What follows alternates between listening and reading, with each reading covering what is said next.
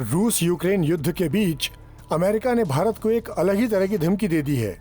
2 दिन के भारत दौरे पर आए अमेरिका के डिप्टी एनएसए दलीप सिंह ने भारत को चेतावनी दी है। दलीप सिंह ने कहा कि रूस पर लगाए गए प्रतिबंधों का उल्लंघन करने वाले देशों को गंभीर नतीजे भुगतने होंगे। यूक्रेन के खिलाफ जंग शुरू करने के बाद रूस पर लगे अमेरिकी प्रतिबंधों को तय करने में दलीप सिंह की अहम भूमिका बताई जा रही है। दलीप सिंह यही नहीं रुके, उन्होंने आगे कहा कि भारत को इस बात की उम्मीद नहीं करनी चाहिए कि अगर चीन ने कभी एलएसी पर उल्लंघन किया तो रूस उसके बचाव में आएगा। दलीप सिंह ने कहा कि रूस की अब चीन के साथ अटूट साझेदारी है। उनका इशारा इस बात की ओर था कि अगर चीन भारत पर हमला करता है तो भारत को ये समझने की भूल नहीं करनी चाहिए कि उसका पुराना दोस्त रूस उसका साथ देगा, क्योंकि रूस अब चीन के अटूट दोस्त की तरह है।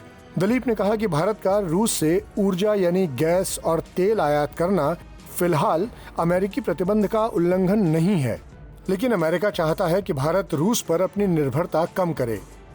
उन्होंने कहा कि हम ऐसा मैकेनिज्म देखना चाहते हैं जो रूसी करेंसी रूबल को आगे बढ़ाने या डॉलर आधारित फाइनेंशियल सिस्टम को कमजोर करने का काम करे।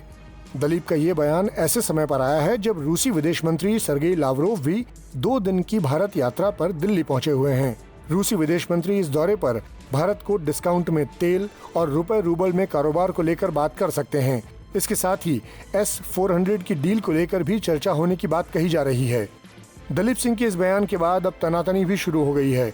संयुक्त राष्ट्र में भारत के स्थायी प्रतिनिधि रहे सैयद अकबरुद्दीन ने ऐसे शब्दों का इस्तेमाल करने पर अमेरिकी डिप्टी एनएसए की आलोचना की है।